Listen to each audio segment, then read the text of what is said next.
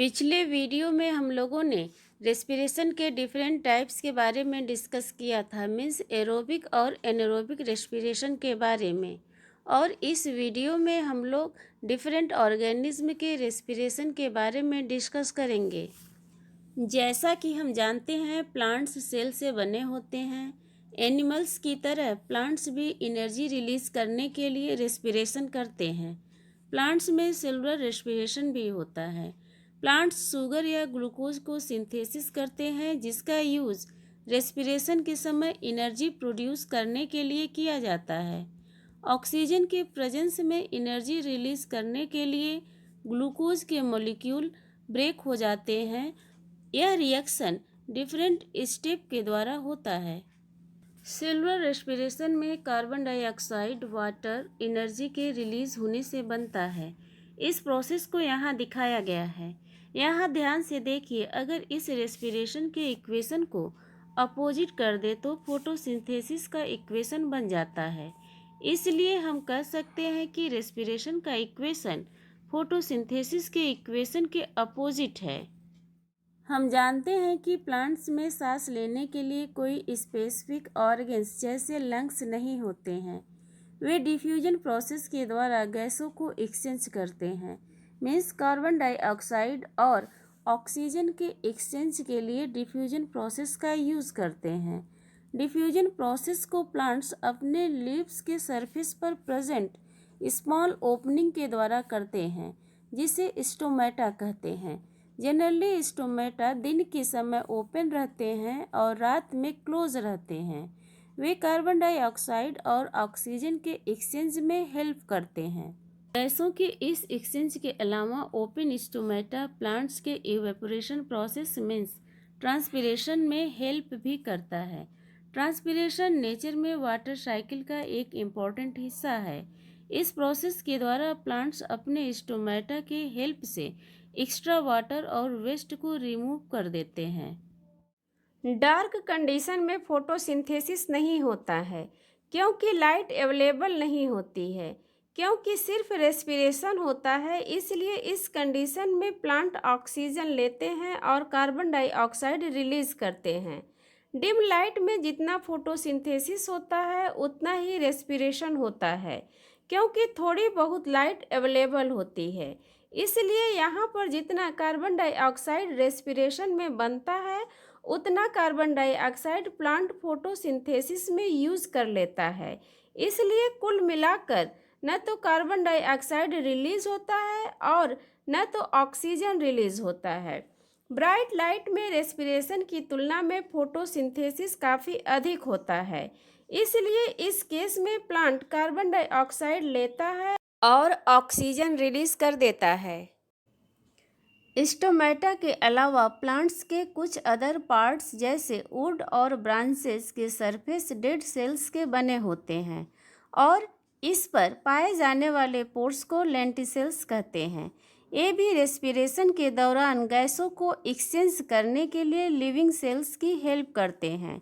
Plants के root में present sales को भी जीवित रहने के लिए ऑक्सीजन की आवश्यकता होती है।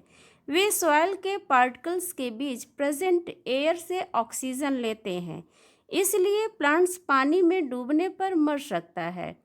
ऐसा इसलिए होता है क्योंकि सॉइल में एयर का प्लेस वाटर से भर जाता है और इससे प्लांट्स के रूट को एयर से ऑक्सीजन नहीं मिल पाता है, इसलिए वे मर जाते हैं।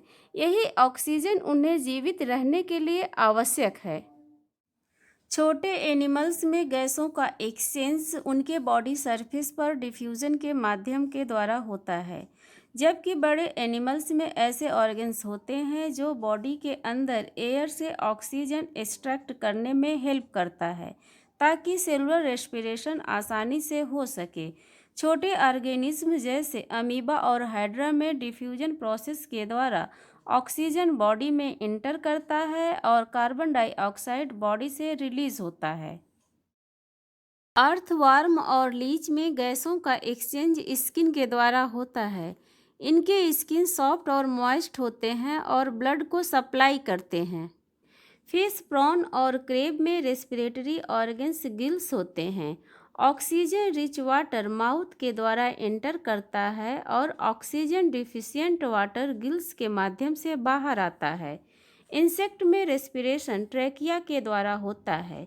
यह ट्यूब के जैसा ब्रांच होता है, मीन्स ढेर सारे पोर्स आपस में कनेक्टेड रहते हैं। ये ट्रैकिया उनके बॉडी सरफेस पर होते हैं। यहाँ ध्यान देने योग्य बात यह है कि इंसेक्ट में ट्रैकिया के द्वारा रेस्पिरेशन में गैसों का एक्सचेंज ब्लड के माध्यम से नहीं होता है। इसका कारण यह है कि इंसेक्ट के ब्लड में हीमोग्लोबिन या उसके जैसा कोई पिगमेंट जिसमें ऑक्सीजन को कैप्चर करने की क्षमता हो नहीं पाए जाते हैं। रेस्पिरेशन के लिए कुछ एनिमल्स में बहुत अच्छी तरह से स्पंजी ऑर्गन्स डेवलप होते हैं जिसे लंग्स कहते हैं। मैमल्स में डायफ्राम और रिबकेज ब्रीथिंग में सपोर्ट करते हैं। आप में से कई लोगों ने काऊ, डॉग्स और स्मॉल बेबीज में रिबकेज के मूवमेंट को ज़रूर देखा होगा जब वे सो रहे होते हैं। क्या आप जानते हैं फिश वाटर ड्रिंक करके सांस लेती हैं। गल्फ के प्रेशर के द्वारा माउथ में प्रेजेंट वाटर गिल्स में फ्लो होता है। गिल्स चैम्बर फिश हेड के दोनों साइड होता है। गिल्स क्लेफ्ट में स्थित होते हैं और गिल्स क्लेफ्ट गिल्स चैम्बर के अंदर स्थित होता है। गिल्स क्लेफ्ट में पतले पतले सीट जैसे फिलामेंट होते हैं। आप इसको पेज के एग्जाम्पल से आसानी से समझ सकते हैं और इन्हीं थिन सीट को हम लैमली कहते हैं। वाटर गिल्स में फ्लो करता है इसलिए इसमें ऑक्सीजन प्रेजेंट होता है। इस प्रकार गिल्स लगातार वाटर के कांटेक्ट में रहते हैं जिससे वाटर में प्रेजेंट ऑक्सीजन फिश के ब्लड वेसल्स के द्वारा सर्कुलेट होता है और फिश के ब्लड में प्रेजेंट कार्बन डाइऑक्साइड वाटर में चला जाता है और एक फिश अपरकुला को टिश्यू के हेल्प से बंद कर सकती है या खोल सकती है जिससे वाटर को बाहर निकलने से रोका जा सके।